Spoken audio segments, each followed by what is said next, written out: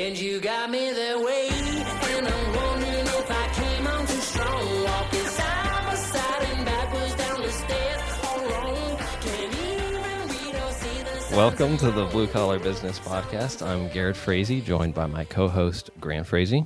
Hello. We're twin brothers living outside of Phoenix, Arizona. We've been working with our hands since we graduated high school. Now we both run our own remodeling and handyman businesses. In my first year running my own business, I made $55,000 working only 30 hours a week. And I'm just some random 26-year-old in Phoenix. If I could do that, you can do that. And that's what this podcast is about. Put yourself in our shoes, and maybe we can motivate you to start a business of your own. Go for it. All right. So today we're talking about improving our productivity with tools, what kind of tools we need for our work. I know that what we do might not apply to everything that your field is that you're working in, but we all have to buy tools. Yeah, tools are actually kind of awesome. So there's some things you can learn from us and how we have handled that and how we paid for it and all that kind of stuff. So that's our topic for today. But before we start that, I want to start with I just want to say I'm kind of excited. I love tools. Grant does love tools. Tools are awesome. He worked at Home Depot, so he really knows his way around tools.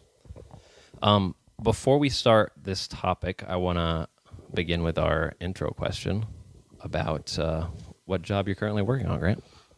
I am currently unemployed. I Love that. I finished up a job last week, and it was a really long job, so I just took some time off, and I'm starting tomorrow at a new job.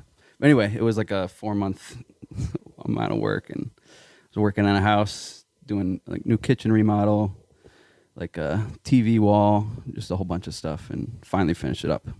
So 4 months on the job. How many days off did that require for you? Like 6. 6 days off. Dang. It's a pretty good ratio, I think. It's not.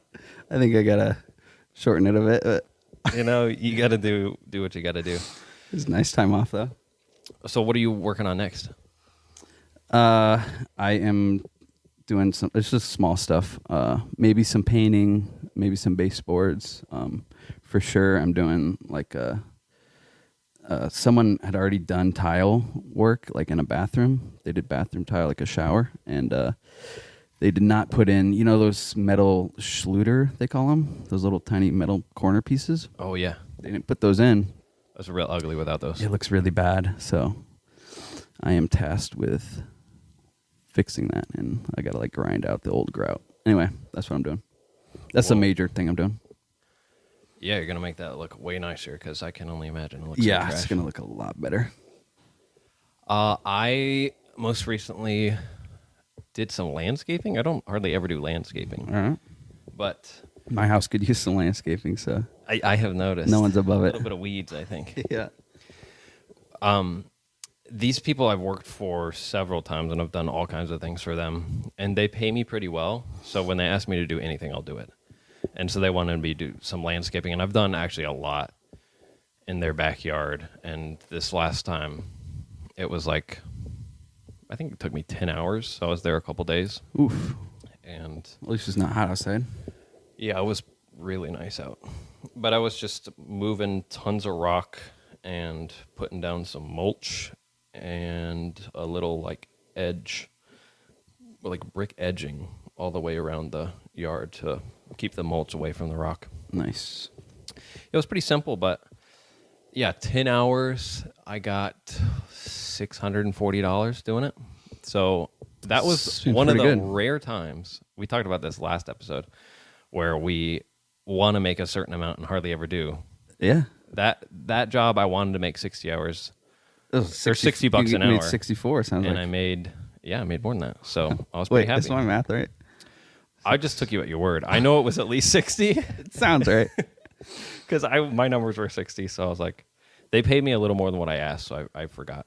Anyway, but yeah, I was pretty happy Sweet. with that. Even though it was landscaping, which is not my go-to, but I'll do anything for $60 an hour. Yeah. Okay. I thought this would be interesting for our listeners to know a little bit about our background. So before we go into the episode about tools, I thought it would be helpful to just get to know a little bit how you got into this field and kind of how I did, because I was working with you for a while. So can you explain how you started in this business, what you did before you started this business, and just kind of the backstory? Yeah, I think like specifically doing like handyman work and like kind of residential home work. I started that. I don't even remember how long ago. I think it was like 19, maybe 20. Okay. I just worked with a guy who did that. I worked with him for a summer and actually like kind of on and off the rest of that year while I was going to school. And yeah, I just learned a lot from him. I was just kind of, helping him out with whatever he needed. I wasn't doing a lot on my own. It was more just did what he told me to. And Okay. but I learned a lot. You were like an apprentice of sorts. Yeah, pretty much. I was his apprentice for a little while. Yeah, that's kind of how I got started. I did that for about a year, and then maybe a little bit after I finished with him, I started doing house flipping, and I did that for 4 years, and that's where I really learned a lot. So, And that's where I came in. yes, you started helping out a couple years after I was doing it. Grant and I, for maybe 2 years, maybe more, we were working flipping houses. We weren't investing in the money. We were just doing the work. Yeah, But some friends of ours were investing and wanted us to do a lot of the rehab stuff. So for, at least 2 years, we were working together flipping homes, and it was awesome. We did all kinds of things. yeah, it was like a great opportunity to learn all kinds of different stuff. So that was I feel like that's where I learned most of what I know how Just to do. like trying it. Just trying it out. Yeah, it was a great space to just try new things. Yeah, that's kind of touches on something that I wanted to mention on this podcast, which is even if you're starting your own business, it still can be helpful to try new things. Like I've done that before with my business, where if it's something I've never done before and I know that I probably can do it, I'll just charge them less. And I'm not like shady about it. I'll tell them I'm not experienced with this, but I'm still going to do it. And they've heard references of me, so they know that I do good work. Yeah. So they can trust me to do it. But like I've done that. I've mentioned I do a lot of drywall, and people that do drywall, there's tons of different textures for drywall, and Yeah, I'm not very difficult. proficient in all of them. Yeah. And so there was this one job in particular. Maybe I shouldn't tell this story because it didn't actually end well. But All right. I had told these people. I've done many drywall jobs that didn't end well. Just the end product I was not proud of. Yeah, It's hard to get right. I hate that feeling, but it Yeah. definitely happens. But this job, I told them, I'll do it, but I've never done this texture before. And so I'm just telling you, if it's not right, we're going to have somebody else fix it. And I'll do all the other stuff, like I'll reframe and I'll do the base coats and everything, and I'll try the texture. But if it's bad, I'm sorry. Like, I'm telling you up front, it's not on me. Or it is on me, but it's like, Yeah. you're going to take on that liability. And they were okay with that. That's I think great. they appreciated me being upfront about it. And I tried it. I learned a lot. I feel like I actually was able to do that texture another time, and I did it well. But that time it didn't go well. They had to hire somebody else to fix my work. Okay. That's too bad. But I still Yeah, you learned, learned, though. and That's it good. was worth my time to try it and expand my abilities. So anyway, that was a long side note, but I thought that would be helpful to mention. Yeah. Yeah, so that's our background. We worked together for a couple of years, and now we do the same thing, but we're off on our own. And like I said, Grant, this is his primary income right now, and me, it's more of a side hustle for right now, but it was my primary income for the last 2 years. Okay, so let's talk about tools. So Grant, how did you come to have the tools that you work with now? A lot of tools. Yeah, I've collected a lot over the last few years. I think I just kind of bought them like as I needed them when I was doing a new project. Okay. That's kind of how I got all of them. It was just like, okay. Like when I was doing the house flipping, I was like, all right, I'm going to try this new thing out. Yeah. And I need a tool for it. I've rented some stuff a few times, like tools. But I feel like for the most part, I just ended up buying one and then just kept it, held on to it. So this is something that I found challenging when I started my business was tools go on sale all the time. And I was always like, should I buy this tool? I may or may not use it, but it's on sale. And so if I buy it now, I'll save money. But then if I don't use it, then I don't know. But what I ended up doing was never really buying the sales. I ended up just buying the tools when I needed them. Yeah. Yeah, I've never paying more. I don't think I've ever like bought one when I saw a sale, which is, I don't know, I'm sure you could get a good deal on it, but I've never really thought of that. I never even consider needing it until I need it. So Yeah. Yeah, like I was just like a table saw, for example. I didn't have a table saw for a while, and then there was a job that I took on where I was gonna need it, and I just bought it like that week. And I was kind of beating myself up because there was like Christmas sales on table saws a few months before. I was like, I yeah. could have saved so much money, but I don't know if I really regret it though, because I still feel like I'd rather. Well, the thing is with buying tools, even like a new tool that's expensive, is I feel like pretty quick you get your money's worth. Like I think it's so valuable to have that you make it back, and Right. your profits from being able to use it and speed things up a bit. Yeah. Yeah, it increases your productivity like way more than you would think. So I mean, like it'd be a great idea to like find a deal, but I feel like it's gonna make you money pretty easily. At least I don't know, the work we do. Yeah. That's what I found. It's like it's just the tools I have. They're so important to each job I do, so they pay for themselves. Definitely. Yeah, you wouldn't be able to do what you do without them. Yeah. So it's just like a no-brainer. How did you pay for the tools that you have? Yeah, I was actually just thinking through that because I think actually most of the tools I have now I didn't buy. The people I was hired to flip the houses for, they bought almost all of them.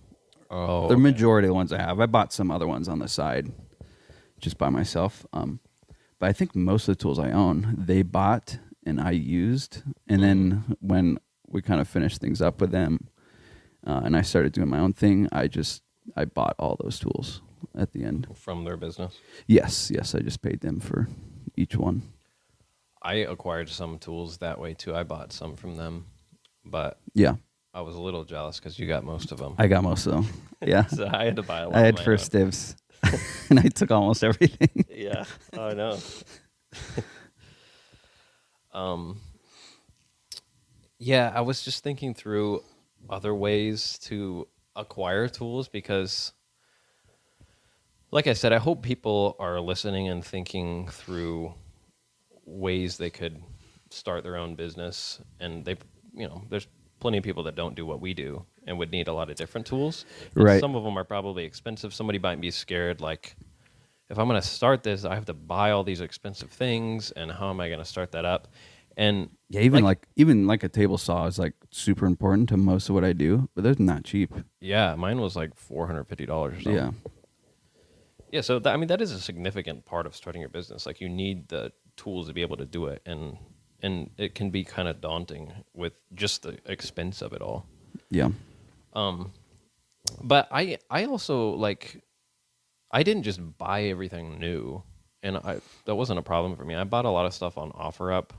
I found a bunch of used tools. I was even just thinking through, like, any old guy every old guy has way more tools than he ever needs. And like, Oh yeah. you can always just see people that have extra stuff, or even if an old guy dies, see if he's gonna see, like, if you can get some of those old tools, because there's tons of stuff out there. It doesn't Get try some to come up with posthumous deals there. yeah. You can come up with creative ways to acquire them. Like, it doesn't have to be like you're worried you're gonna break the bank. There's alternatives. Yeah.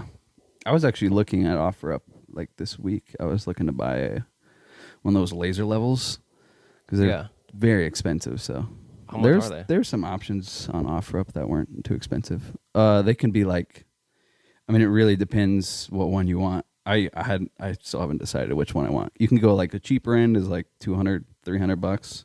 Cheap end, whoa. Yeah, and then like the high end ones that do a bit more, they're like $1,200. They're expensive. Okay. So I was looking on That is a OfferUp lot to of try money to for a level. get a used one. Yeah, I know. I was like, I really want one because it would speed things up. I think just because I use a 4-foot level for a lot of stuff, and it's just like kind of time consuming at times. Yeah. Just moving that little piece of metal around. So I didn't even think about this. Like, I don't have this in my notes, but something I think, like, for me and you, where we're at, we have most of the tools that we need. yeah, But anything that we buy I don't now- think about buying new tools that often. Yeah. but it comes up every once in a while. But the new tools you think about buying now are not like, oh, I can't do this job without this. It's more like, this would save me a little bit It's of time. efficiency stuff. Yeah. Yeah. But that's not insignificant. Like, No. because being more efficient makes you more productive. And like in 5 Yeah. years, you're not going to regret paying a little bit more for a tool that increases your productivity, and you're able to work faster and therefore make more money, you know? Yeah, it's just been on my mind since I spent 4 months on a job I thought was going to take 2. So I'm like, all right, Oh. how do I speed things up here? So trying to figure that out. Maybe tools will help. I'm sure they will. Yeah. Very motivating to Yeah. be a little faster. I feel that too. Another thing I wanted to mention is I've had to do this. I feel like every time I go into Home Depot or Lowe's, I see like beautiful new tools. I'm like, oh, I could use that, or maybe I could upgrade. And you know, Yeah. you don't always need to upgrade. Mm-hmm. I've had to resist the urge to buy tools that I don't really need so many times. Even like for me, it's like a tape measure or something. I just always want a brand new tape measure. Yeah. Like there's some nice ones that I just want to get my hands on. I always want a really nice like utility knife, Oh yeah. like a box cutter kind of type knife, but Well, just something do you have super like fancy. a brand you have now? I think I found the one that I like. Oh, so you got that knife. Yeah. You see, I've just been using like old Husky ones that we used to work. Oh with yeah. when we were doing Those ones are housekeeping. all right, but I don't know. The one I have is like perfect. I can fit like 5 extra blades in it. Can you flip it open? Flip it open. Yeah, That's nice. It's very nice. Yeah, that's something I would have. But you know what? I saved some money, and I think that was worth it because I didn't really need that. Mhm. You don't really need it to be so nice, but No, it doesn't you have to thought be. you enjoy it. It does save, a little bit of time when I don't have to like go find new blades all the time because That's I have true. 5, ready to go. You don't have to walk outside and then forget what you were doing, and Yeah. then go back inside and then So realize it's, you need blades. It was worth that extra like $20 or whatever. All right. All right. Moving on here. Sorry, I just got to go through my notes. I'm trying to figure out where we're at. Tools. We're We're on still tools. on tools, yeah.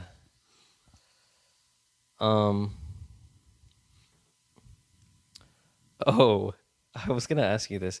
Have you ever seen like old videos of people using like hand drills before there was like electric drills? Yeah, it looks pretty miserable. Yeah, it's like I can't even. I didn't really think back to before there was like hand drills. Like, what a nightmare to Yeah. not be able to do that. To not be able to like carry around like what do they call it? Like a hammer drill or impact drill? Oh, impact drill is a game changer for the whole industry. I think. Yeah. Those things are sweet. But I thought that was a good example of like it's worth investing in nice tools because like anyone can do what me and you do. Like at the Yeah. end of the day, I think it is surprising. Like, if you just had the patience for it, like a lot of it's not that difficult. Yeah. Like if you just had limitless time, like really we're irrelevant. Yeah, But what makes people want to hire us to do work is we're good at it because we've done it so much and we're faster at it. yeah, And I think we're faster at it because we have tools that a lot of people don't have. And that just makes us way faster than your average person is. yeah, for sure. So just be thinking through ways, like we're still thinking through ways to improve our productivity so we can get jobs done faster. Because if you're working, generally I work at my pricing like an hourly rate. Mhm. And, that means the faster I work, the more money I get. Well, I guess if you just think of hourly rate, it doesn't. But like for me, I calculate my prices based on how many hours it's going to take before when I bid somebody like an estimate, and then after I'm done with the job, then I go back and do the math and see how much I actually made per hour. Yeah, I do the same thing. I just like set my price and I just stick with that price for my client like the whole way, and then by the end of the job I get paid, and I'm like, okay, so how much should I actually make per hour for like actually how much I estimated at the beginning. Yeah. This is a question I want to ask you, Grant. So I'm thinking some people might object to the idea of starting their own business because whatever industry they're in, like say they're taking down trees or something, and they need one of those like tree grinders or stump grinders. Stump grinders, and those like, are cool. Yeah. What are those things you put branches in and it grinds them up?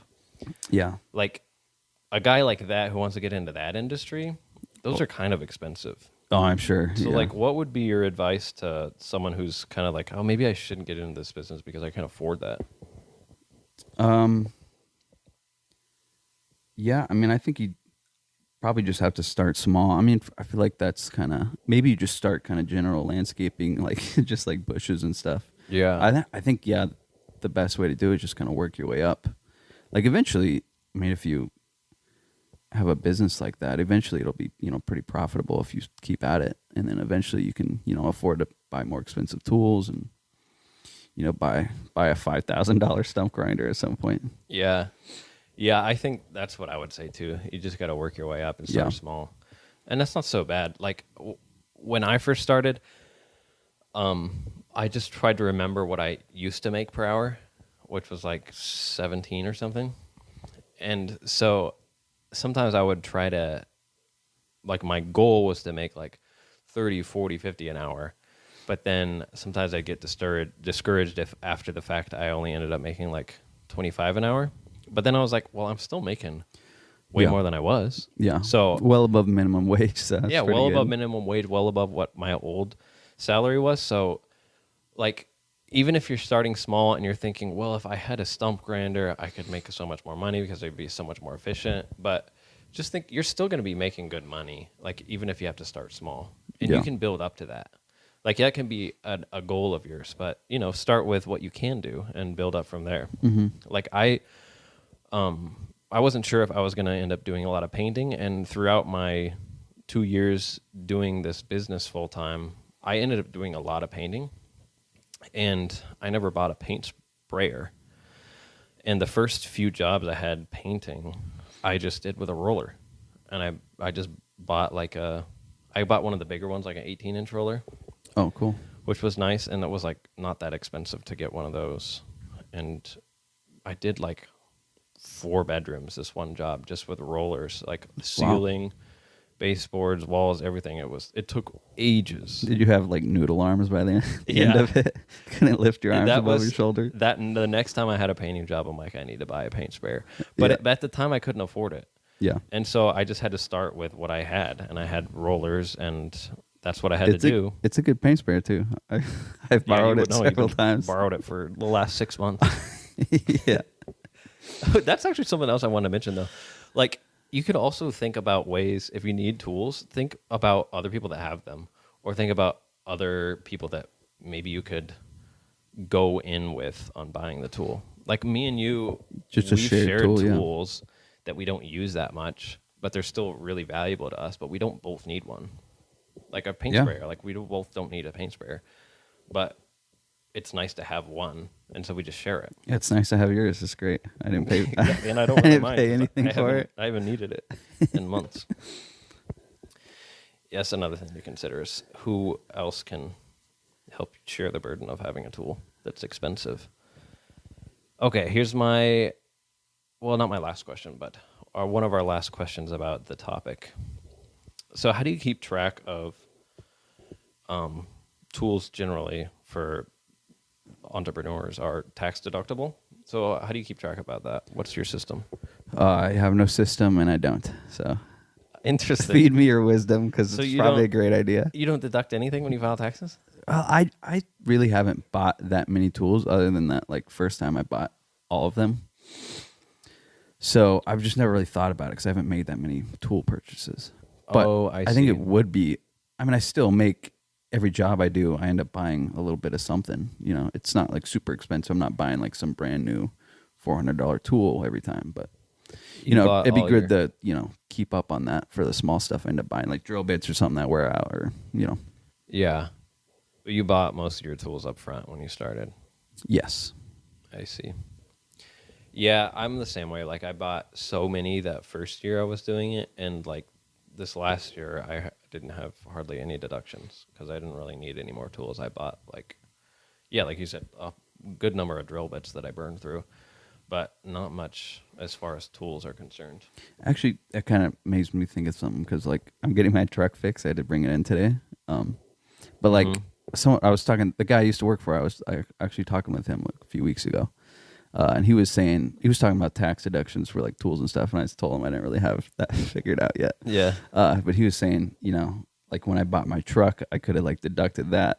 I mean, I don't think that year and I made that much money for it to really. Well, the whole purchase price? That's what he said. Yeah. Oh, dang. I guess that makes sense.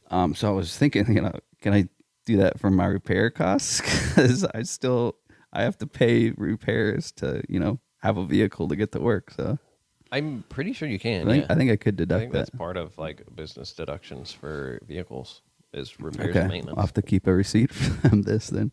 Yeah, that definitely is deductible. Okay.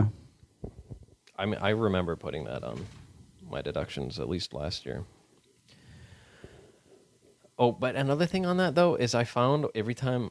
So when I first started, I kept track of like every tool I bought, all these deductions, and then when tax time came and I filed my taxes on TurboTax, I just did like a standard deduction, and so like it felt like all my time was wasted keeping track of it. Not that I shouldn't have kept track of it, Yeah. but I was like so tedious with it, and then at the end of the like tax season, it was like, why did I worry about this so much? Like it was so easy. And so last year, like I still kept track of stuff, but I was way more chill about it, and I didn't really stress about it at all because I knew it was probably just going to take the standard deduction from the IRA and stuff like that, and it was not hard at all. Right. So don't worry about it too much. Like, unless you're buying like hugely expensive things, like the most expensive stuff I bought was like $500. I don't really have a whole lot of advice because I don't make that many tool purchases. Yeah. But it's something I definitely need to look into, just to get. I mean, I need to get more organized just generally in my business. But so this is helpful to think about different ways to do that. Yeah. Here's my last question on tools. How do you organize them in your truck? Oh, I'm actually gonna go through them tomorrow morning. I think every job I end up just going like reorganizing them. Trying to I kind of keep it in a way that I have like different bags right now.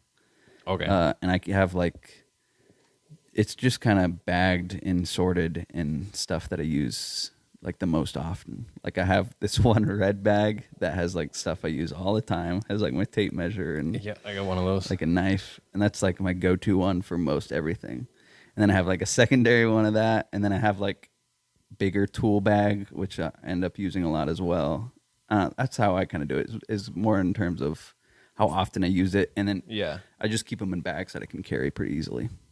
Yeah, that's kind of similar to how I do it. Like I have like the stuff that I use every job, I have in one bag, and I just bring that wherever I go. Yeah. And then I have like bins and boxes of other stuff that I use less regularly. Yeah. But my car turns into a disaster so fast. Oh, really? And I started trying to reorganize everything every Friday. Like before I went, like I would pull up at home, and then I'm like, I really got to organize this, or it's just gonna be before you nightmare. can like go take a shower. Yeah. That was my recent plan, is to try and reorganize things at the end of every week. Yeah. I don't know. I think that happens to me a lot in some jobs where it just gets really messy. This last one I did, I think most days I just ended up, because it was like in the house that they were living at, which is most jobs, is like the people are living in their house. You kept the tools there? No, so they let me keep a couple of the larger tools in their patio, which was nice. But most of the tools I just kept in my truck, so I would just take them in and out every day. So it was like, at the end of every day, when I put them back, I would just organize everything at the end of day, pretty much every time.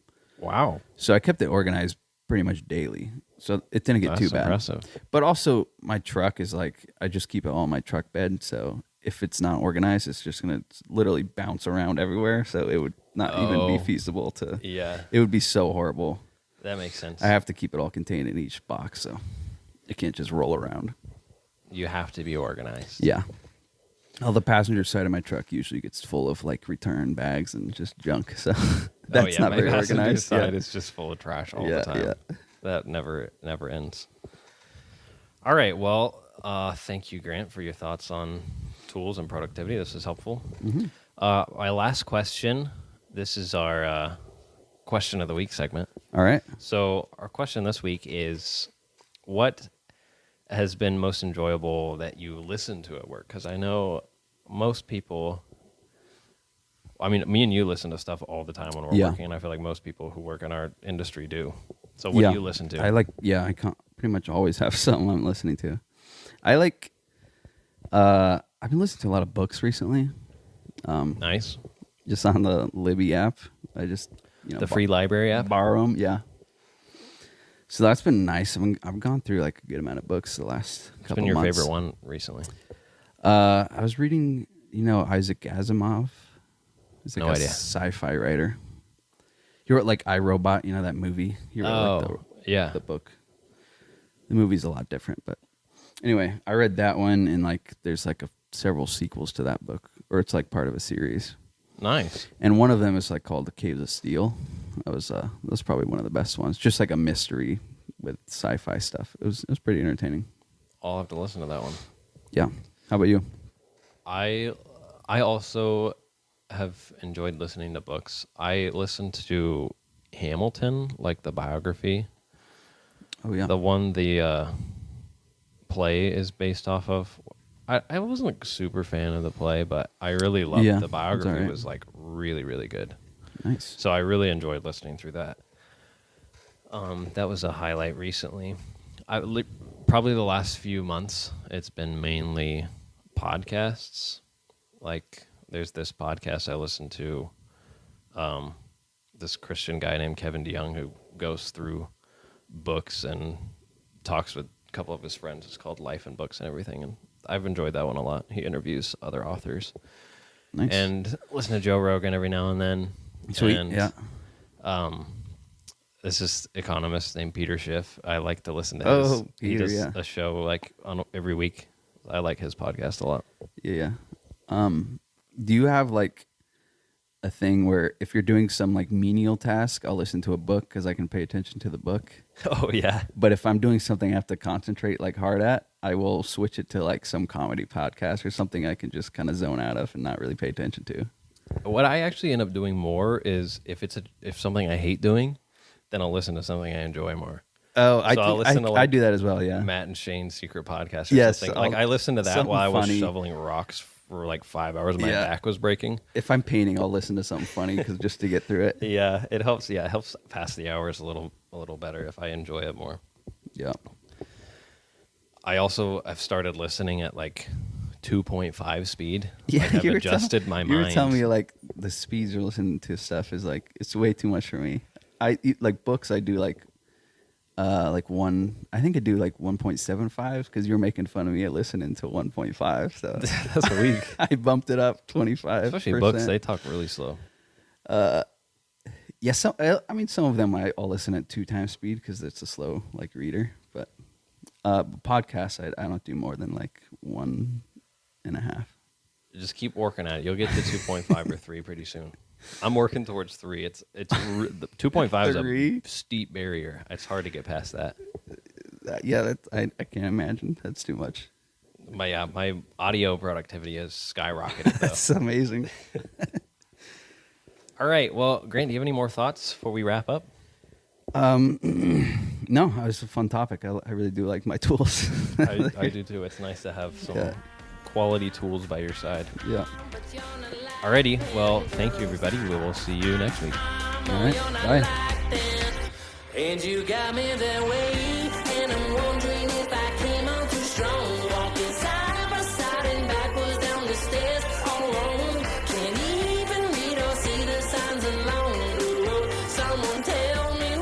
way.